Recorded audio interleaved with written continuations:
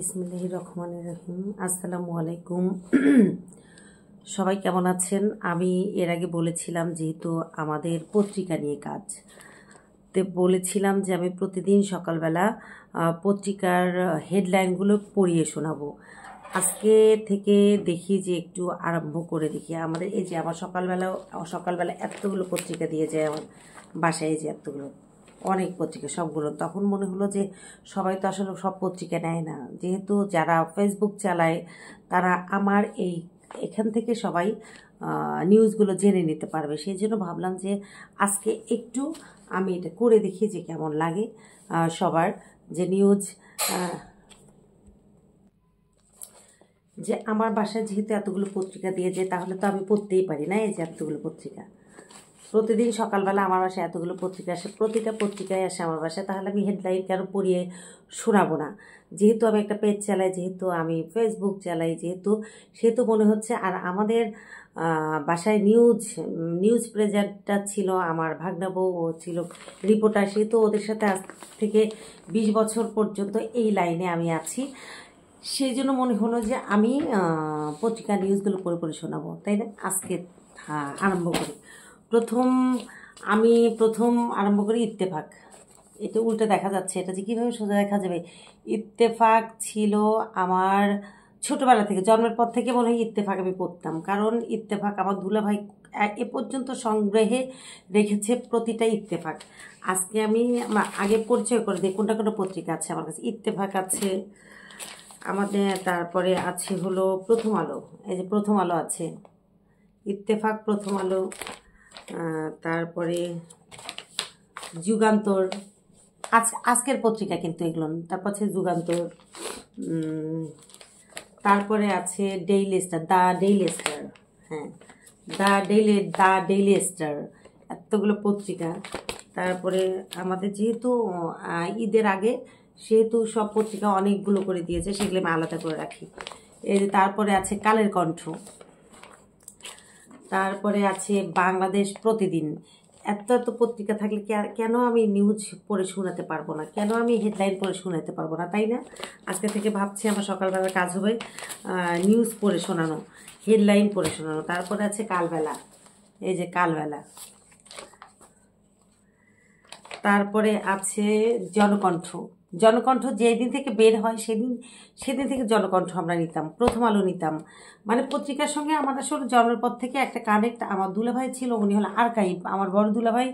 আমি কখনো সেখানে গেলে তার সাক্ষাৎকার নিয়ে আমি প্রচার করব। দুলাভাইয়ের জন্য আমাদের আসলে পেপার পড়া অনেক হতো।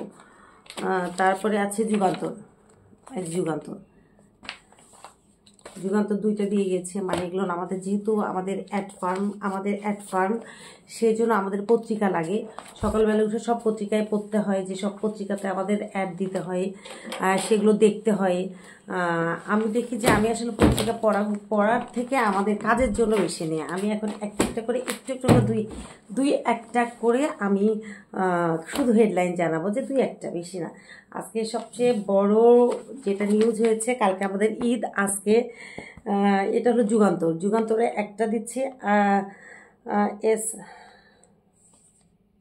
আমি আসলে কোনো নেগেটিভগুলো পড়তে চাচ্ছি না, আমি শুধু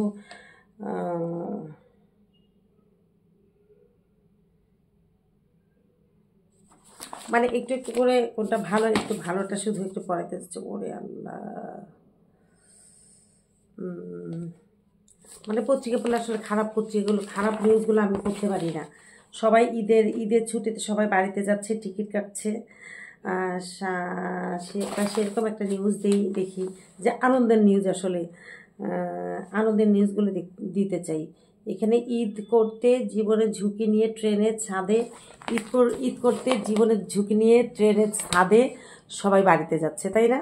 এই যে সবাই সুন্দর। এই যে আমি শুধু আজকে পরিচয় করে দিই, কালকে থেকে আমি নিউজগুলো পড়বো। তারপর প্রতিটাতে একটা নিউজ আছে যে বাড়িতে যাচ্ছে ট্রেনে করে ঈদ করার জন্য সবাই।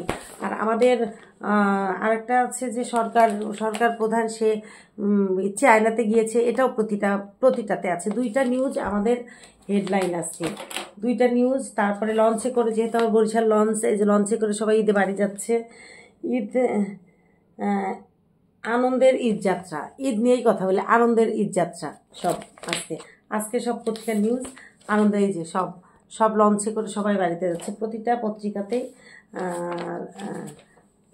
পত্রিকাতে ঈদের, হ্যাঁ ঈদের ইয়ে আছে, একটা নিউজ, প্রতিটাতে একটা নিউজ যে ঈদে বাড়িতে যাচ্ছে, ট্রেনে, লঞ্চে, বাসে, তারপরে নিজের গাড়ি নিয়ে, প্রতিটা নিউজের একটা হেডলাইন যে সবাই বাড়িতে যাচ্ছে, ঈদ মোবারক, মানে সব ঈদ মোবারক। আর সেই জন্য আজকে আমার হেডলাইনটা হবে ঈদ মোবারক।